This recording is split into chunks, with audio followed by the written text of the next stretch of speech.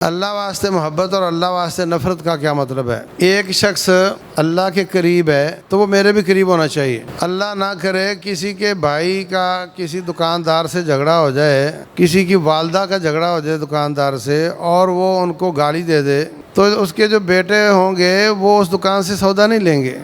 سودا کیوں نہیں لے رہے؟ ابھی مسلمان ہے، سودا تو کافر سے لینا بھی جائز ہے، کیوں نہیں لیتے ہو؟ اس لیے کہ میری ماں اس سے نہیں بولتی تو میں کیوں بولوں؟